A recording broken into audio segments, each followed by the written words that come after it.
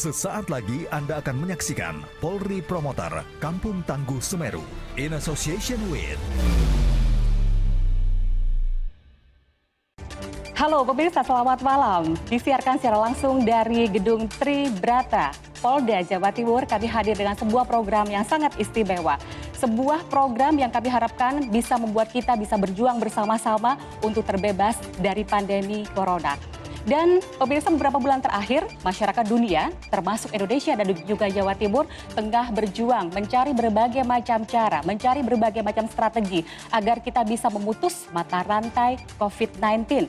Begitupun juga yang dilakukan oleh 3 pilar Provinsi Jawa Timur yang juga terus melakukan atau mencari solusi-solusi yang strategis agar kita bisa segera melakukan upaya-upaya yang strategis tersebut. Dan salah satu upaya strategis yang tengah dilakukan saat ini adalah Kampung Tangguh Semeru. Seperti apakah Kampung Tangguh Semeru itu? Setangguh apakah program yang satu ini nantinya akan bisa membuat kita terbebas dari pandemi COVID-19? Dan apa yang bisa kita lakukan bersama sebagai warga masyarakat Indonesia dan juga warga masyarakat Jawa Timur untuk turut serta berpartisipasi dalam program Kampung Tangguh Semeru tersebut? Bersama saya Mil Faiza telah hadir di sini. Ada Gubernur Jawa Timur, Ibu Hajah Khofifah Indar Parawansa. Assalamualaikum Bu Khofifah. Assalamualaikum warahmatullahi wabarakatuh. Terima kasih telah berkenan hadir. Kemudian Pak Kapolda juga sudah hadir di sini. Ada Bapak Irjen Pol Dr. Muhammad Fadil Imran SIK MSI. Terima kasih Pak Fadil telah Assalamualaikum warahmatullahi wabarakatuh. memperkenankan kami bertamu di Polda Jawa Timur. Dan di ujung sana ada Pangdam 5 Brawijaya, Mayor Jenderal TNI Widodo Iriansyah SSMM. Terima kasih banyak Pak Fadil, Pak Widodo maksud saya yang telah berkenan hadir di sini. Tapi jika berbicara tentang Kampung Tangguh Semeru, saya tanya ke Pak Fadil dulu. Ini programnya seperti apa sih Pak Fadil? Kampung Tangguh Semeru ini adalah sebuah pilot project kolaboratif. Kekuatan di Jawa Timur ini adalah sangat-sangat kuat sekali untuk Prokopimda dan Pentahelix, sehingga lahirlah Kampung Tangguh ini. Yang kedua, Kampung Tangguh ini berbasis partisipasi masyarakat. Dan yang ketiga adalah kami dari Prokopimda ini hanya sifatnya menginisiasi, mendorong, memberikan dukungan dan bantuan terhadap apa yang diperlukan oleh masyarakat. Dengan catatan, prioritas pendirian Kampung Tangguh ini adalah pada desa atau kampung yang memang terpapar paling banyak. Jadi tidak semua desa di seluruh Jawa Timur ada Kampung Tangguh atau jadi prioritas di desa-desa tertentu atau wilayah tertentu? Kita memprioritaskan kepada kampung-kampung yang memang angka terkonfirmasi positif, PDP dan ODP-nya tinggi. Namun jika ada masyarakat yang memang menginginkan kampungnya didirikan Kampung Tangguh, itu juga akan didirikan. Sampai dengan saat ini sudah ada 1.559 kampung tangguh yang tersebar di seluruh wilayah Polda Jawa Timur. 1.500 kampung tangguh di seluruh wilayah Jawa Timur. Itu angka yang tidak kecil begitu ya, dan bukan perkara mudah untuk bisa membuat ini menjadi bergerak bersama. Tapi stakeholder yang dilibatkan dalam program Kampung Tangguh ini siapa saja Pak Fadil? Ibu Gubernur mengistilahkannya dengan Pentahelix. Kami ada di sini Forkopimda, kemudian ada pengusaha, jangan lupa ada akademisi, teman-teman media, dan tentunya masyarakat itu sendiri yang terdiri dari berbagai macam keahlian. Ada dokter di dalamnya, ada ahli bidang pangan di dalamnya. Ini yang kemudian berkolaborasi menjadi satu, menyusun kekuatan, mendorong publik untuk melakukan kegiatan-kegiatan untuk mengeliminir kasus-kasus COVID-19 dan sekaligus juga mengatasi dampak sosial yang ada di dalamnya. Nah, ini kan ada 3 pilar yang bergerak bersama. Saya lihat di mana-mana di media massa, Bapak berdua dan Ibu yang luar biasa ini selalu kompak gitu ya. Pembagian perannya seperti apa biar tidak tumpang tindih? Saya mulai dari Ibu Khofifah, gimana Bu? Enggak sih, udah pasti enggak tumpang tindih. Yang terjadi adalah saling menguatkan. Jadi misalnya inisiasi kampung ini kan lebih banyak berbasis RW. Jadi betul-betul ini bottom up participation. Kalau bottom up participation, mereka menginisiasi, mereka mengembangkan, lalu ada pendampingan, maka akan ada penguatan-penguatan. Penguatan pertama dari Babinsa, Babin Kamtipmas, Kepala Desa dan Lurah setempat, span of control-nya menjadi dekat. Kalau misalnya sekarang pada era pandemi COVID, mereka bisa saling memberikan warning kepada anggota keluarga, tetangga kanan kiri, Pak RT juga bisa memberikan warning kepada warganya. Lingkup paling kecil ini menjadi bagian yang penting untuk bisa membangun ketahanan-ketahanan dan ketangguhan-ketangguhan yang lebih besar. Nah, saya melihat aspek strategisnya dari Kampung Tangguh adalah ketangguhan untuk bisa melihat bagaimana dinamika perubahan sosial, perubahan ekonomi, perubahan politik, dan seterusnya.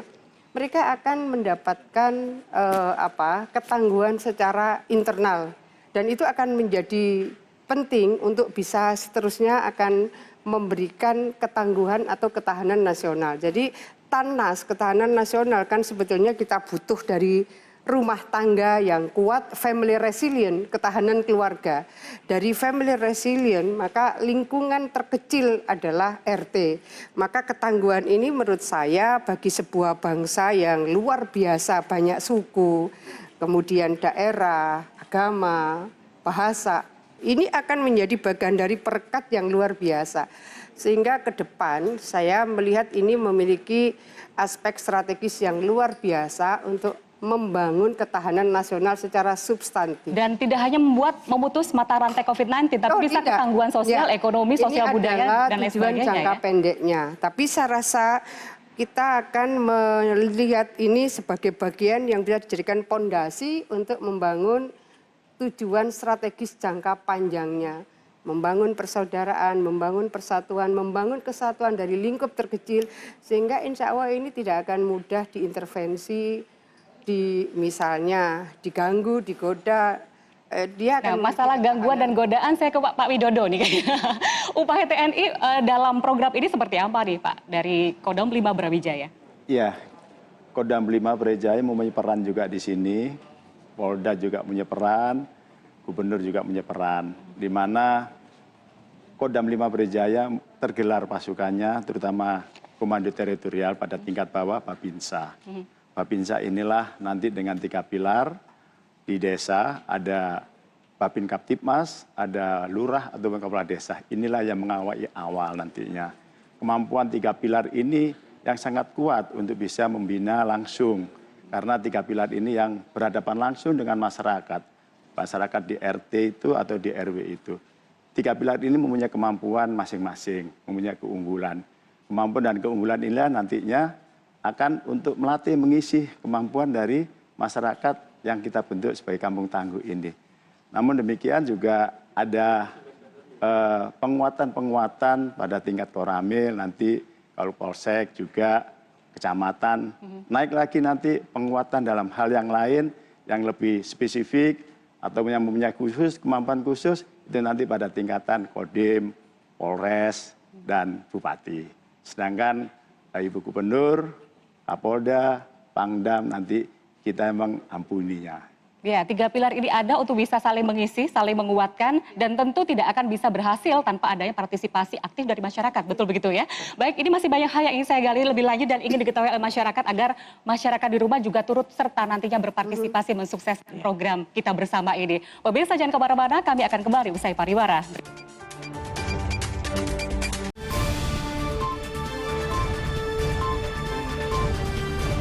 In association with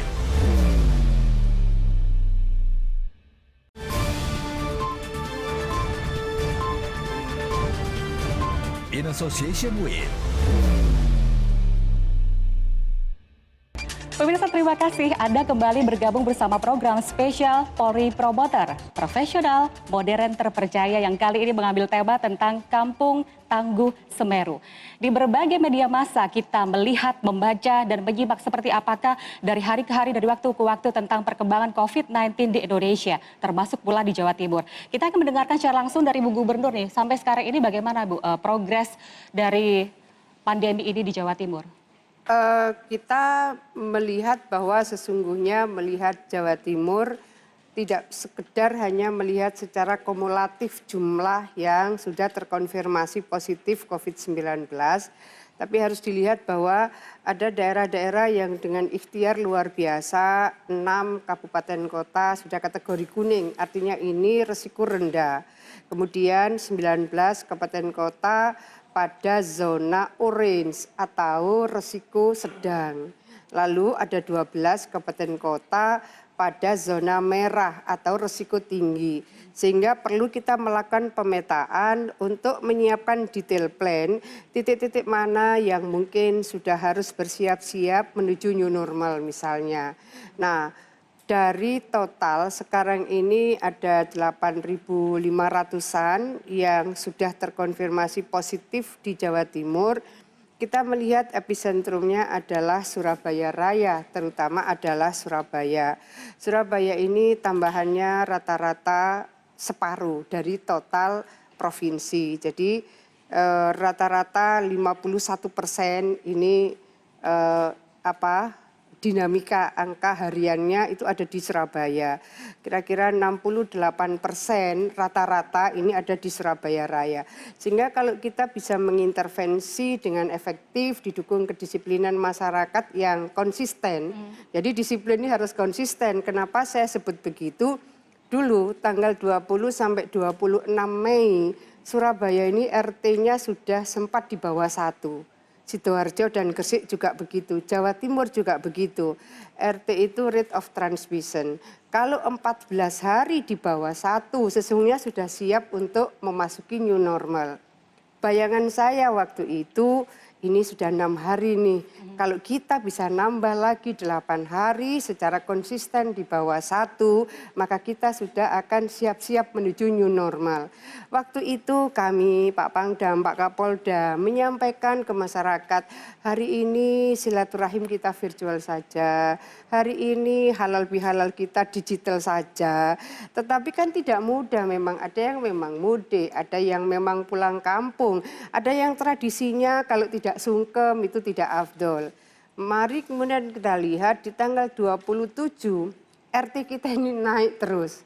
Nah, oleh karena itu kemudian kita harus melakukan koreksi internal melalui hasil surveinya IKA FKM UNER. Ikatan Alumni Fakultas Kesehatan Masyarakat UNER melihat, oh ternyata di sektor A, sektor B, sektor C, ini yang masih belum menggunakan masker sekian persen. Ini yang belum physical distancing sekian persen. Survei ini sudah 2 kali kita lakukan.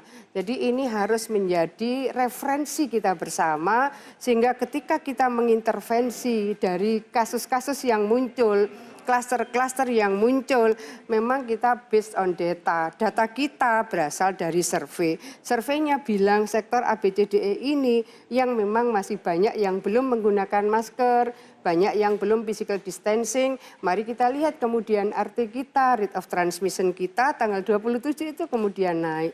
Sampai sekarang ini kalau Jawa Timur 1,11. Nah, ini yang harus terus ditekan turun. Artinya apa? Transmisi dari masing-masing daerah ini memang sudah harus digerakkan kembali dengan disiplin. Karena memang kalau bahasa Pak Kapolda ini vaksinnya belum ditemukan. Izin Pak Kapolda, kalau vaksin belum ditemukan ya disiplin itu vaksinnya. Nah ini memang harus terus disampaikan oleh semua kalangan. Mungkin yang teenagers, anak-anak belasan tahun menyampaikan kepada teman-temannya. Mereka millennials menyampaikan kepada teman-temannya. Kenapa millennials? Data kita menunjukkan bahwa yang terkonfirmasi positif itu tertinggi umur 40 sampai 49. Tertinggi kedua adalah 30 sampai 39.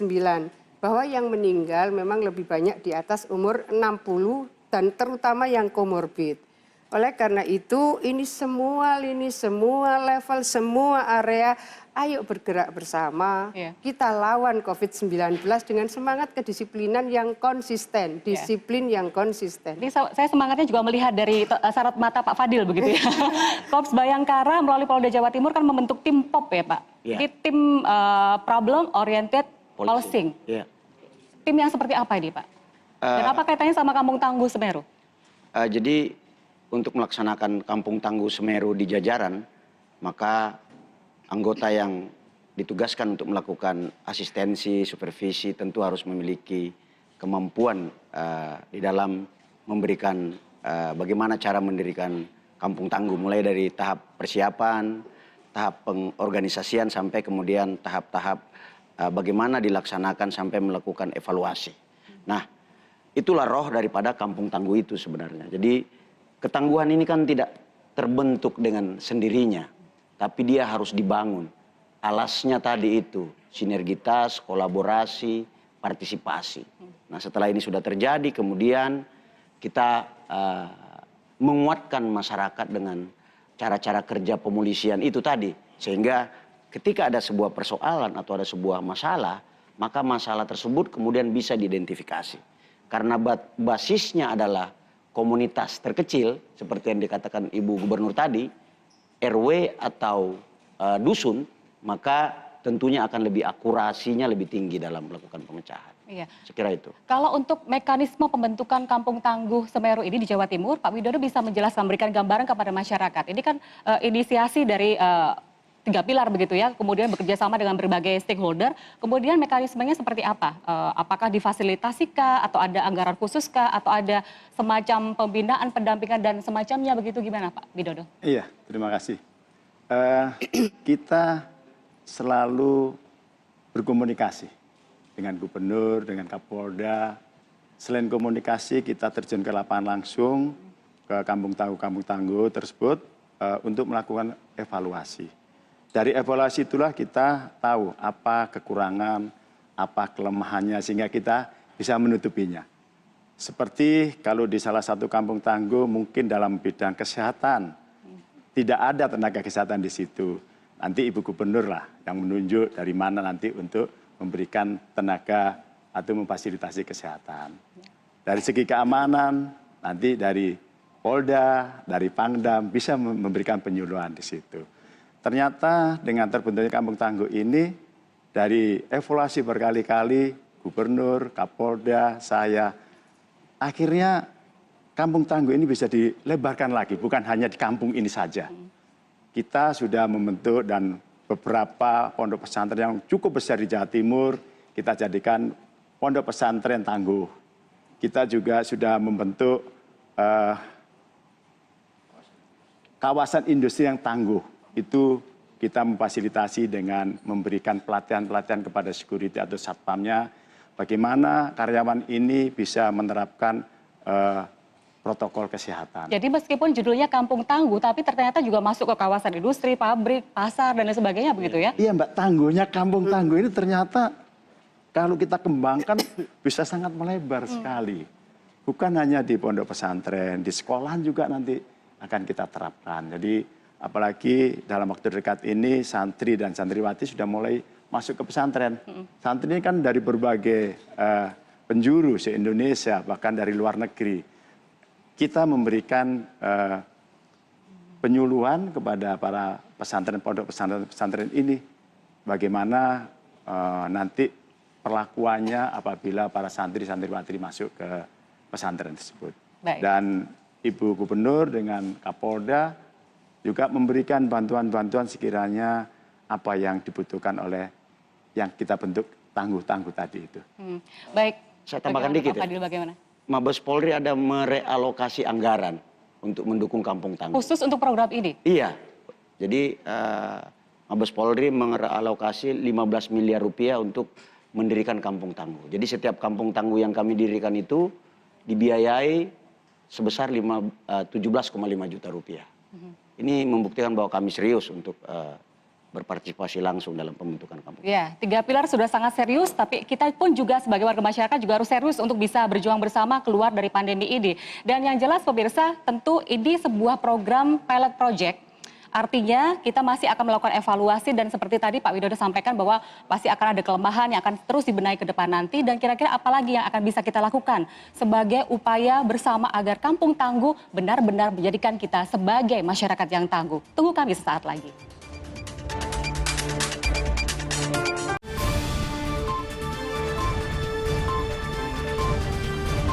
In association with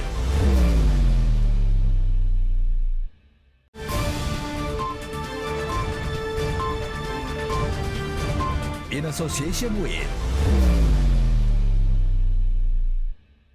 Terima kasih pemirsa, Anda masih bergabung bersama kami dalam program Polri Promoter, profesional, modern, terpercaya. Dan kali ini mengambil tema tentang Kampung Tangguh Semeru, sebuah program kolaboratif luar biasa yang melibatkan berbagai macam stakeholder seperti tadi disampaikan oleh para narasumber kami. Tapi sebuah program yang luar biasa tentu kita harapkan bisa berjalan dengan optimal dengan kerjasama dan partisipasi kita semuanya. Kalau Pak Fadil sendiri melihatnya seperti apa Pak? Kalau sampai sekarang untuk target Kampung Tangguh Semeru ini yang akan diambil. Target yang kami lakukan adalah bukan hanya jumlahnya, pendekatannya bukan jumlah. Target kami lebih realistis kepada aspek kuratif misalnya. Kampung Tangguh ini bagaimana bisa memerankan dirinya untuk bisa melakukan langkah-langkah testing misalnya. Jika ada masyarakat yang mengeluh memiliki gejala COVID, maka melalui satgas atau divisi atau seksi kesehatan yang ada di Kampung Tangguh, kemudian mereka melaporkan itu kepada gugus tugas kecamatan untuk dilakukan rapid test atau swab test. Ketika dia positif misalnya gejalanya ringan, dia harus dilaksanakan treatment. Maka dia dengan Kampung Tangguh ini tentunya reaksinya akan lebih cepat. Nah, hal-hal seperti ini kan yang tidak bisa dilakukan manakala publik tidak dilibatkan. Itu target kita di kuratif. Yang kedua, dalam memecahkan persoalan-persoalan sosial seperti masalah pangan. Maka hal-hal yang terkait dengan pembagian sembako, BLT dan sebagainya pasti akan lebih akurat datanya, lebih bisa dipertanggungjawabkan, bisa di tracing kepada siapa diberikan. Nah, di samping itu pula target kita adalah membangun solidaritas.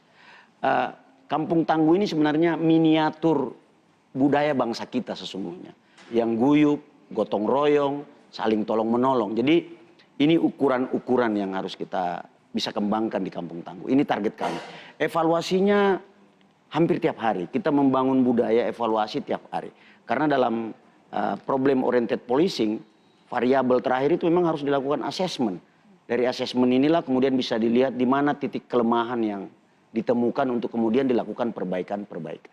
Ini target dan upaya yang kita lakukan sehingga ketangguhan itu bisa didapatkan atau bisa diperoleh sampai terus ke depan nantinya. Iya, dan ini salah satu yang menjadi kunci sukses juga dari saudara-saudara kita di TNI begitu ya, yang memerankan perannya sesuai dengan kewenangan dari TNI. Kalau Bapak sendiri seperti apa Pak untuk para personil TNI agar mereka bisa berperan maksimal dalam tim POP maupun untuk merealisasikan Kampung Tangguh Semeru di Jawa Timur benar-benar tangguh begitu Pak?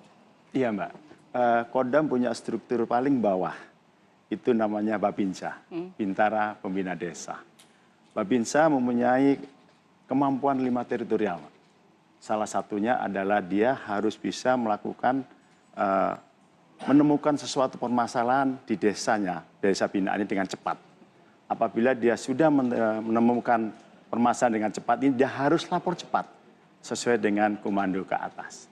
Nah inilah diaplikasikan di lapangan, inilah diberikan ilmu-ilmu kepada masyarakat yang kita bentuk di Kampung Tangguh itu. Dengan harapan masyarakat Kampung Tangguh ini apabila menemukan suatu permasalahan yang ada di kampungnya, itu bisa melakukan laporan cepat. Apakah itu laporan kepada kepolisian atau ke TNI. Demikian juga dengan dia harus bisa mendeteksi permasalahan yang ada di wilayahnya. Apabila dia menemukan suatu permasalahan, dia harus peka. Ini permasalahan yang tidak normal, tidak biasanya ada seperti ini. Dia harus bisa menilai itu, Mbak. Itulah yang kita berikan kepada masyarakat-masyarakat supaya masyarakat itu sensitif terhadap permasalahan yang timbul di Kampung Tangguh itu. Ya, ini dasar sekali. Betul. Satu lagi peran kabupaten kota, bagaimana Bu Hovifah? Karena memang di otonomi daerah tentu provinsi punya kewenangan yang istilahnya berbeda begitu ya. Lantas peranan provinsi dengan peranan kabupaten kota seperti apa nih Bu? Saling bersinergi seperti apa? Kalau kita mau bilang ini Forkopimda di provinsi sama di kabupaten kota mereka juga nyekrup. Artinya di titik mana kita turun ini bertiga misalnya ada Pak Pangdam, Pak Kapolda, di bawah juga Bupati, Wali Kota, Dandim, Kapolres juga menyatu. Jadi saya rasa ini adalah sinergitas kolaborasi bahasanya Pak Kapolda ini yang akan menjadi kekuatan yang saling memberikan titik, misalnya interaksi ini akan pasti memberikan nilai tambah lagi, nilai tambah lagi. Kenapa saya sampaikan ini di satu titik saya begitu takjub terhadap inovasi tingkat RW. Tapi ke titik lain itu inovasinya Berbeda lebih gitu ya? keren lagi. Titik lain inovasinya luar biasa. Jadi ada kekayaan inovasi dan kreativitas yang menurut saya luar biasa. Ya out of the box lah kita bisa bilang begitu. Maka di Kampung Tangguh selain ada ketangguhan SDM, ini ada ketangguhan kesehatan, ada ketangguhan budaya yang luar biasa. Tadi saya ke kota Probolinggo, 2 kampung tangguh yang saya kunjungi. Dua-duanya itu begitu berbeda dengan yang sebelumnya kami datang dengan Pak Kapolda dan Pak Pangdam. Sebelumnya kami di Tulungagung luar biasa, kami surprise. Ini kampung bisa punya digital interaction gitu, sehingga mereka langsung bisa menyampaikan sesuatu, melaporkan sesuatu, dapat feedback dan seterusnya.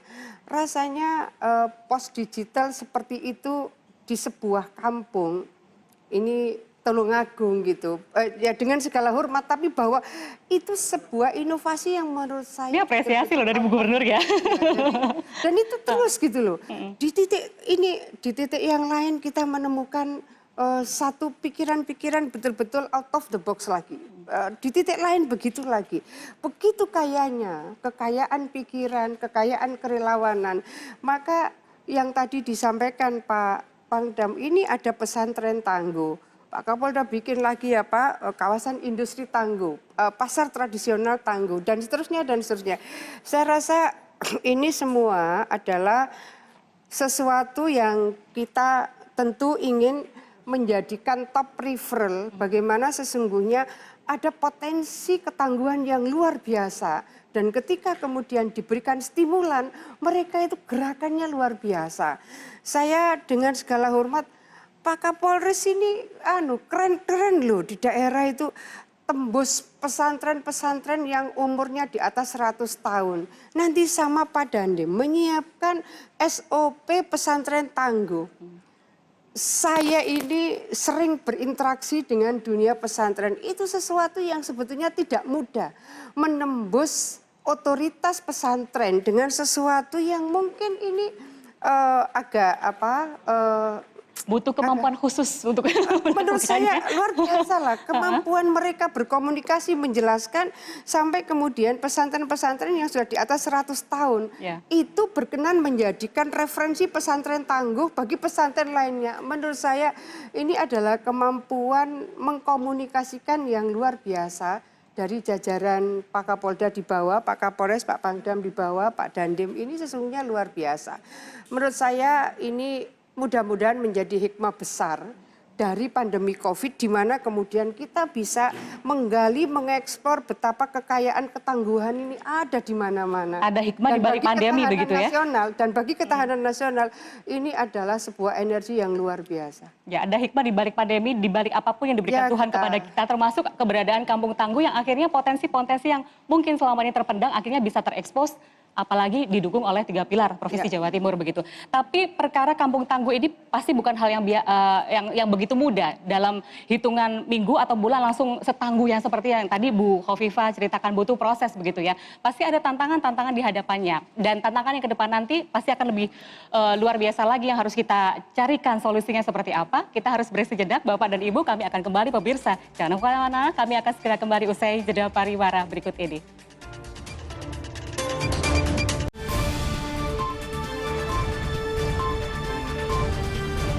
In association with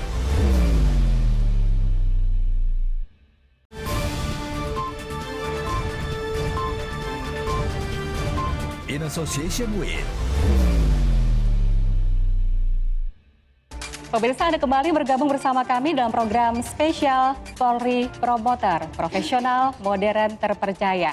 Kita sudah memberikan atau sudah mendapatkan banyak sekali gambaran tentang Kampung Tangguh Semeru yang sudah diberlakukan di Provinsi Jawa Timur, dan ini semoga bisa menginspirasi wilayah-wilayah yang lainnya untuk melakukan hal yang sama. Mungkin namanya bisa beda-beda, tapi semangatnya pasti sama begitu ya, untuk membuat apa yang kita alami bersama membuat kita semakin tangguh dan berjuang untuk terlepas dari pandemi. Tantangannya Pak Fadil, apa tantangan terbesar yang Bapak selaku Kapolda Jawa Timur hadapi untuk pembentukan Kampung Tangguh Semeru ini Pak? Tantangan pertama tentunya bagaimana meningkatkan partisipasi masyarakat. Karena masyarakat kita ini tidak semuanya memiliki tingkat kemampuan partisipasi yang tinggi. Ini menjadi tantangan pertama. Tantangan yang kedua itu adalah soal perilaku masyarakat. Masyarakat kita ini kan ada yang nurut, ada yang ngeyel, ada yang memiliki, kalau orang Madura bilang ada yang mokong gitu ya. Lebih banyak yang mana nih Pak? Tapi pada prinsipnya mereka semua ini adalah penurut dan mau manakala kita memiliki komunikasi yang baik. Nah kuncinya itu adalah komunikasi dan silaturahim. Saya dan Panglima dan Ibu Gubernur, mengapa kami kesana kemari itu sebenarnya membangun komunikasi. Menggandeng semua pihak untuk bersatu. Nah jadi kita tahu kondisi masyarakat kita juga ini kan tidak dalam kondisi yang memang mudah. Oleh sebab itu kami selaku pelindung, pelayan, pengayom masyarakat tentu harus lebih sabar, harus lebih bijaksana dalam mengajak mereka untuk bagaimana berperan aktif, bagaimana berperilaku disiplin. Itu tantangan yang terberat menurut saya.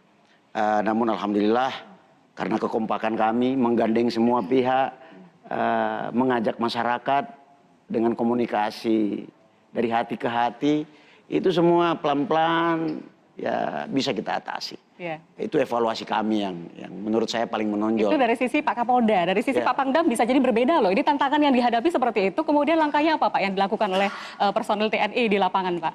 Iya, kita ini kan membiasakan masyarakat yang tidak biasa. Contohnya yang selama ini kita tidak bermasker, pakai masker. Dulu kita pakai masker di pasar diketahui orang.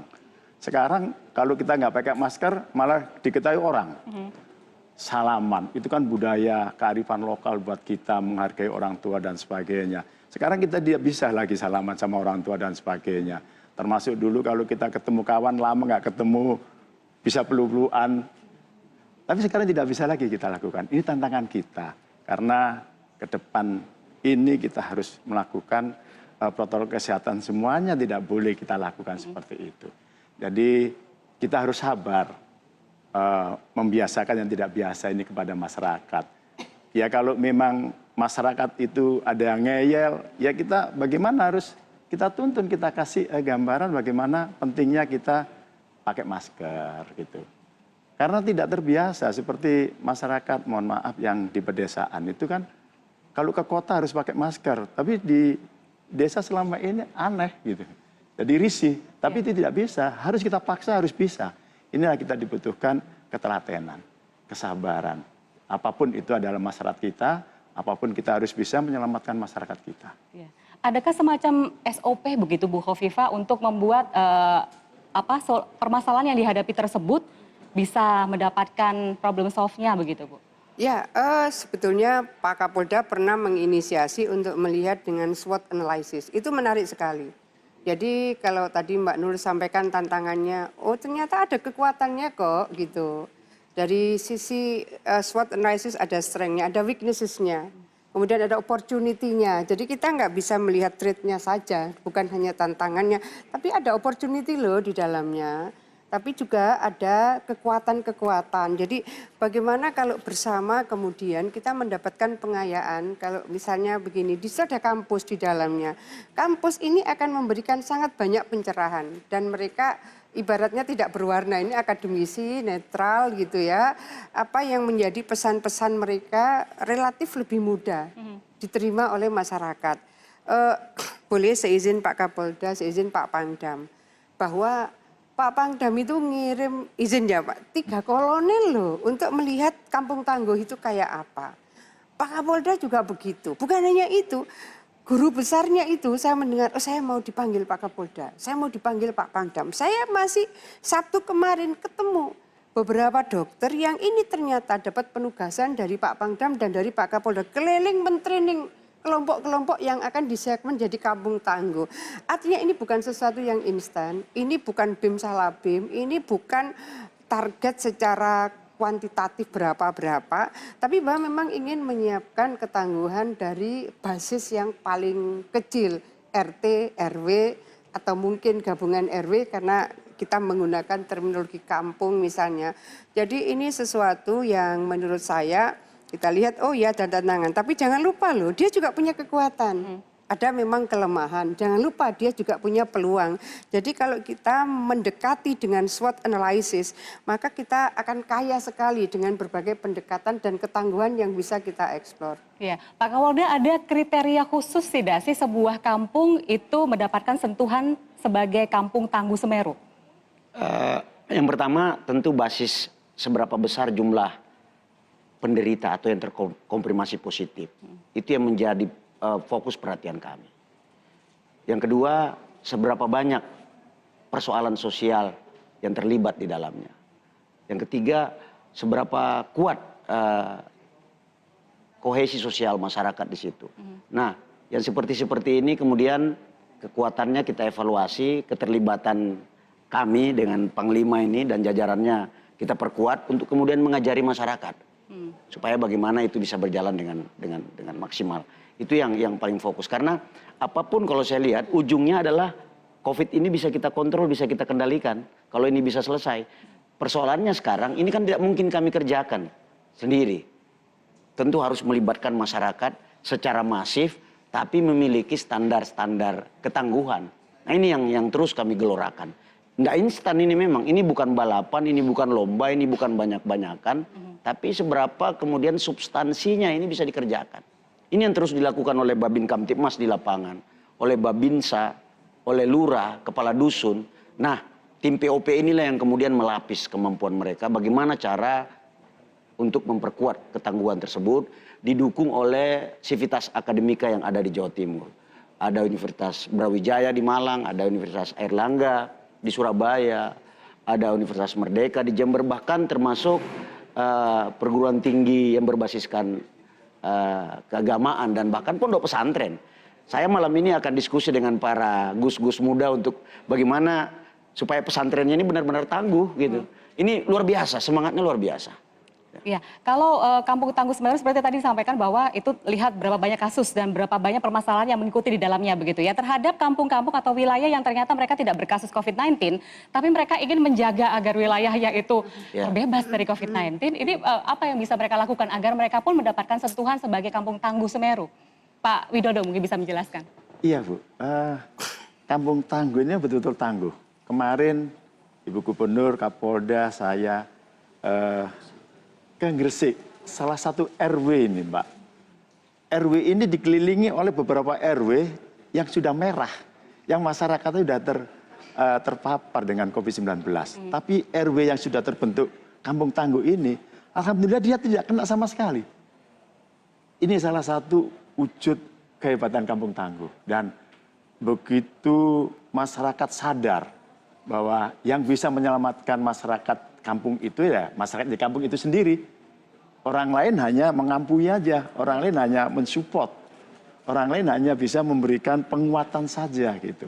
Jadi dari situlah akhirnya kita kembangkan. Jadi yang kami contohkan tadi di Gresik itu luar biasa masyarakatnya, dia atas inisiasi masyarakat sendiri ya Pak di situ? Itu masyarakat sendiri, bahkan dia bisa mandiri tanpa ada bantuan dari yang lain. Tapi semua itu diawali dengan inisiasi dari Babin Kamtibmas, Babinsa, Lurah. Ini mereka memetakan sendiri. Mereka bisa melihat kemampuan potensi masyarakatnya ini, disupport. Yang tadinya mungkin belum muncul kemampuannya, digali kemampuan itu. Dan kemampuan itu tentunya kita yang mensupport. Masing-masing kelebihan dan kekurangannya itu kita yang mendalam. Ya, bagi wilayah-wilayah atau kampung-kampung yang masih alhamdulillah sampai sekarang tidak terkena kasus COVID-19 dan mereka ingin secara mandiri melakukan Kampung Tangguh Semeru, kira-kira seperti apa yang bisa dilakukan? Adakah pembinaan atau fasilitasi yang dilakukan oleh Pemprov, Kodam 5 Brawijaya maupun Polda Jawa Timur? Nanti kami akan berbincang lebih lanjut lagi. Pemirsa jangan kemana-mana, kami kembali usai jeda pariwara berikut ini dalam program Polri Promoter, profesional, modern, terpercaya.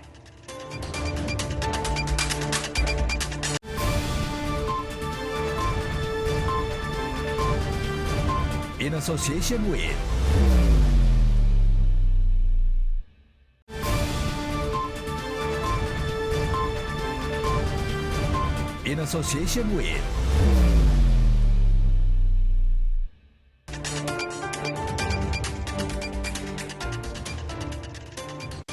Indonesia bersama saya Abdul Faiza. Kita tadi sudah mengetahui lebih banyak lagi seputar Kampung Tangguh.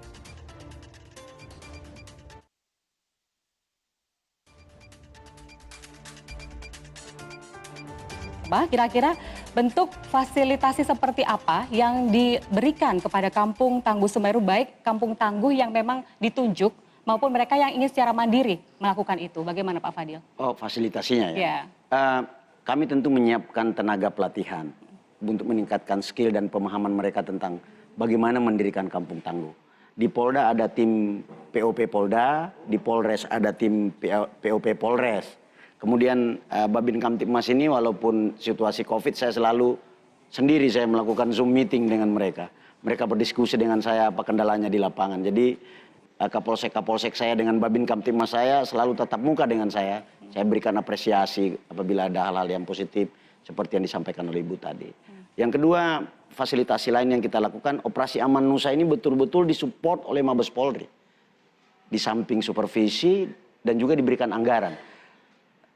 Dan juga sarana dan prasarana kesehatan. Kemarin tim dari Mabes Polri datang itu memberikan bantuan alat PCR, kemudian rapid test, APD, kemudian bantuan-bantuan pangan. Ini fasilitasi untuk menggelorakan semangat itu. Gerakan-gerakan disiplin kita dibuatkan video dan sebagainya. Ini fasilitasi yang terus kita dorong. Ini yang kita lakukan. Harapan kami sebagai pimpinan Polda Jawa Timur, saya berharap dengan adanya program Kampung Tangguh ini, masyarakat akan semakin sehat, yang pastinya. Yang kedua, keamanan atau Kamtipmas akan semakin kondusif, dan tentunya kita semua bisa hidup produktif. Ya, saat ini Bu Hovifah kita sedang menuju new normal. Masih belum new normal, tapi masih menuju new normal. Ketika memang new normal benar-benar terjadi begitu ya, apa implikasi yang akan bisa dihadapi oleh masyarakat dan berbagai sektor yang ada di Jawa Timur utamanya? Kita mungkin pasti standar WHO lah ya yang kita jadikan pedoman. Jadi kalau sebelum new normal kita masuk transisi menuju new normal, ada 6 item supaya kita tetap di dalam satu referensi yang terukur. Sebelum new normal ada transisi. Lalu syarat new normal. Syarat new normal itu kalau di WHO ada 3, tetapi Bappenas membreakdown menjadi 15. Jadi baiknya kita menjadikan itu panduan kita semua. Pertama adalah indikator-indikator angka yang sudah makin menurun, kemudian layanan kesehatan yang makin terpenuhi, kemudian testing, tracing yang makin masif. Itu kualifikasi indikator-indikator yang ada di dalam ketentuan WHO maupun Bappenas. Jadi hari ini bersama-sama kita harus melihat bahwa kalau kita tidak sama-sama menjaga dan meningkatkan kedisiplinan kita, kita bisa bayangkan kalau nanti misalnya per tanggal 13 Juli mestinya sudah masuk sekolah. Lalu anak-anak ini belum bisa masuk sekolah dalam artian belajar tatap muka. Kita bisa bayangkan kalau mereka belajar dari rumah, mungkin yang terfasilitasi dengan internet yang cukup, dengan laptop misalnya. Kalau pakai handphone begini, kemudian terlalu lama, ada matematika, ada fisika, ada apa, kan mungkin tidak tersupport, tidak seperti ketika kita berada di laboratorium. Nah, pada posisi seperti itu kebayang enggak kita kalau itu kemudian harus berjalan sampai dengan akhir Desember. Berarti kita sudah mengalami kekurangan energi anak muda yang mestinya ini bisa kita kuatkan kualitas SDM-nya melalui sekolah formal. Kemudian kita bisa melihat bagaimana sektor yang lain, apakah sektor ekonomi, apakah sektor budaya, pariwisata, dan seterusnya. Oleh karena itu, kedisiplinan kita secara konsisten itu menjadi bagian yang penting untuk bisa menggerakkan seluruh produktivitas negeri ini. Maka sekarang kan tagline-nya produktif dan aman. Bagaimana produktivitas itu terus bisa kita dorong, tapi aman, sehat. Itulah tanggung jawab yang harus melekat pada diri kita masing-masing. Kalau kita misalnya tidak menanamkan itu pada diri kita, tidak menyemai itu kepada keluarga dan tetangga kanan kiri kita, saya khawatir akan terjadi lack of quality dari SDM kita. Karena ada kesempatan yang mestinya kita bisa berlari kencang, melompat. Ini akhirnya kemudian banyak yang terendam ini potensi-potensi yang mestinya bisa kita bangkitkan melalui berbagai lembaga-lembaga pendidikan kita. Dan ini baru sedikit dari sektor yang tentu akan terkoreksi dari peningkatan, misalnya kita cerita IPM, Indeks Pembangunan Manusia kita, itu sudah pasti akan terkoreksi ketika lembaga pendidikan kita tidak bisa memaksimalkan proses belajar mengajar yang mestinya bisa ke laboratorium fisika, laboratorium biologi, laboratorium matematika, termasuk laboratorium bahasa. Ini kemudian akan terkoreksi dari kualitas yang mestinya ini bisa kita dorong. Nah, pada posisi seperti ini kembali betapa kedisiplinan kita itu bisa menjadi banyak hal itu terdorong produktif atau bahkan sebaliknya banyak hal akhirnya kemudian terkoreksi. Tentu kita berharap dengan semangat kebersamaan kita untuk bisa bersama-sama mentas dari COVID-19 ini, saya rasa ada kekuatan yang bersama. Tentu kalau kami ya dengan Pak Kapolda, Pak Pangdam, dibawa dengan Pak Dandim, dengan Kapolres, dan dengan Bupati Wali Kota sampai di tingkat kelurahan, tentu adalah dengan Babinsa, Babin Kamtipmas. Ayo bersama-sama kita bertekad bersama bahwa kita akan bisa bangkit dan produktif serta suasana aman dan sehat. Dan dengan begitu banyak tantangan yang dihadapi di lapangan, terlebih juga COVID-19 ini kan dinamikanya begitu luar biasa begitu ya. Angkanya juga luar biasa, naik turun dan lain sebagainya. Lihat tantangan seperti itu dengan evaluasi yang dilakukan setiap saat oleh berbagai stakeholder ini, kira-kira ke depan nanti Pak Widodo ada tidak semacam kayak booster begitu agar mempercepat agar Kampung Tangguh Semeru ini benar-benar punya dampak yang signifikan begitu Pak. Karena kita berpacu dengan waktu. Virus menyebar begitu cepat, kita pun juga harus melakukan percepatan untuk bisa menjadi solusi terhadap hal tersebut. Iya Mbak, kita tidak boleh buru-buru membentuk kampung tangguh Mbak ya. Harus ada keseimbangan. Kita di samping ngejar kuantitas, kualitas juga harus kita perhatikan. Jangan sampai nanti kuantitas aja tapi tidak berkualitas, sia-sia nanti yang sudah kita bangun ini Mbak. Jadi Ibu Gubernur, Kapolda, saya selalu mengevaluasi Mbak. Mana ini yang kira-kira yang harus di-spot terus. Tapi mana yang harus cuma diawasi saja. Yang sudah bisa betul-betul mandiri, kita tinggal ngawasi. Nanti tinggal laporan bagaimana Kapolsek dan Ramil, Pak Camat, laporan ke kita Mbak. Dandim, Kapolres, Bupati tinggal laporan ke kita. Kalau emang itu sudah bisa dilepas, kita tinggal ngawasi aja Mbak. Tapi kira-kira ada yang sangat dibutuhkan, emergensi, kita turun Mbak. Apa yang harus kita spot? Masing-masing ini kan punya kelebihan Pak. Ibu Gubernur dengan fasilitasnya, Pak Kapolda dengan berbagai kemampuannya, saya juga mungkin juga ada kelebihan dan sebagainya itu, kita kerahkan semuanya Mbak. Untuk Kampung Tangguh ini. Karena dari Kampung Tangguh inilah kita bisa setidaknya ngerem angka penyebaran COVID-19 ini Mbak. Dari sini dulu Mbak. Kita tidak perlu kita mengharap yang besar-besar dulu. Yang kecil-kecil dulu ya Pak. Justru permasalahan ada di situ. Kalau kita bisa menyelesaikan masalah dari tingkat kampung ini sudah enak kita Mbak. Bisa kita cegat dan sebagainya. Kalau kita pernah Mbak, kalau sekali-sekali lihat Kampung Tangguh, nanti Mbak begitu masuk ke kampung itu, Mbak udah disegok, udah di-stop. Disuruh ngisi buku tamu Mbak. Mau kemana, ketemu siapa dan sebagainya. Harus cek suhu badan, harus cuci tangan dan sebagainya. Dan bahkan ada Kampung Tangguh yang sudah pakai CCTV. Mbak. Ini udah mulai yang kampung-kampung modern yang di Surabaya, di kota-kota itu seperti itu. Tapi semua itu kita juga memperhatikan kearifan lokal. Tidak semuanya kita pukul rata, tidak Pak. Dari kampung, katakanlah Malang Raya dengan Surabaya pasti berbeda Pak. Kearifan lokalnya berbeda. Ini juga kita perhatikan di sini. Iya. Tadi sudah sempat disinggung oleh Pak Kapolda begitu ya tentang kunci keberhasilan pelaksanaan Kampung Tangguh Semeru ini. Tapi saya ingin mendengarkan sekali lagi sebagai pengingat bagi saya, sebagai pengingat bagi masyarakat, apa yang bisa kita lakukan bersama-sama berpartisipasi dalam program ini agar Kampung Tangguh Semeru benar-benar membuat kita menjadi tangguh, Pak. Baik Mbak, dalam berbagai kesempatan saya selalu mengatakan bahwa sepanjang vaksin corona ini belum ditemukan, maka disiplin itu adalah vaksinnya. Jadi masyarakat harus mematuhi protokol-protokol kesehatan. Baik dia di rumahnya, baik dia di tempat bekerjanya, dan di ruang publik. Ini 3 segmen yang selalu saya berikan penekanan, khususnya di ruang publik. Nah, ketika disiplin ini bisa menjadi bagian dari nafas kehidupan masyarakat di era new normal ke depan, maka tentunya apa yang disampaikan oleh Bu Gubernur, oleh Panglima tadi bahwa ya kita semua bisa hidup dengan aman dan sehat, bisa produktif, dan bagi kami polisi, Polri, dengan adanya Kampung Tangguh, ini Kamtibmas akan semakin kondusif. Saya kira itu Mbak. Ya. Bu Hovifah, ada yang mau disampaikan kepada seluruh warga masyarakat Jawa Timur terkait dengan program Kampung Tangguh Semeru ini?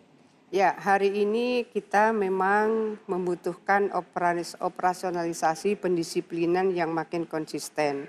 Maka seluruh aparat TNI, seluruh aparat Polri menjadi bagian yang kita ingin masyarakat dimanapun itu akan mengikuti jejak kedisiplinan yang seringkali kita dapatkan itu dari aparat-aparat TNI dan aparat-aparat Polri.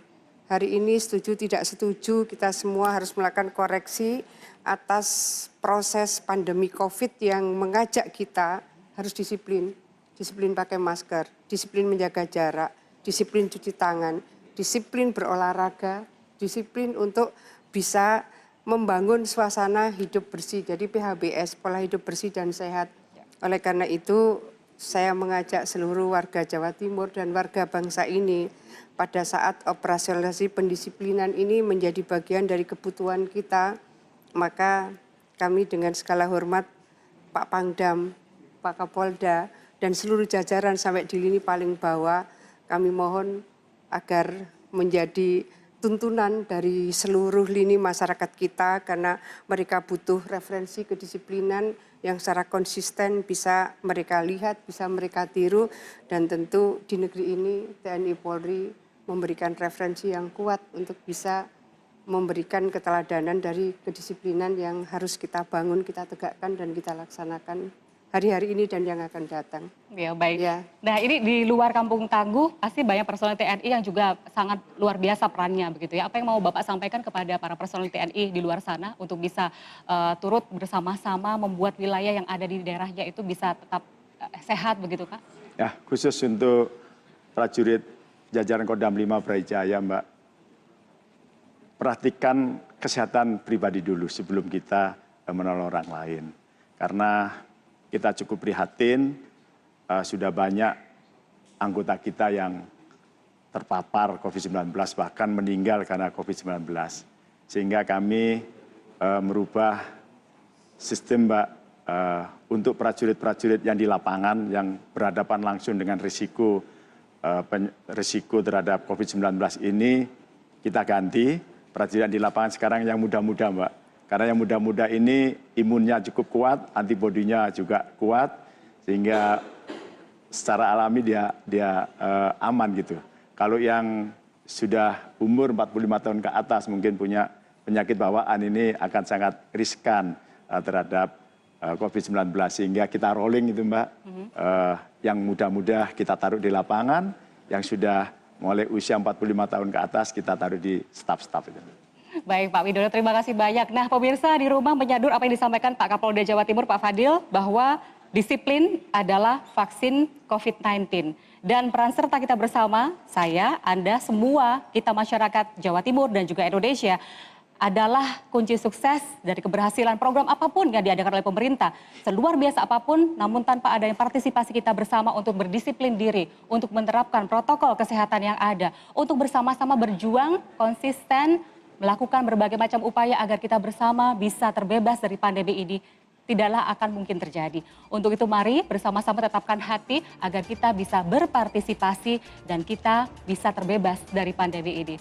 Dan Demikian tadi, terima kasih banyak Bu Gubernur, Bu Khofifah, terima kasih banyak Pak Kapolda, Pak Fadil, terima kasih Pak Widodo, Pak Pangdam 5 Brawijaya, terima kasih banyak sudah berbagi bersama masyarakat tidak hanya Jawa Timur, tapi seluruh Indonesia yang malam hari ini menyaksikan kita bersama. Terima kasih atas kebersamaan Anda pemirsa dalam program Polri Promoter, profesional, modern, terpercaya. Semoga bermanfaat. Saya Emil Faiza, selamat malam, sampai jumpa.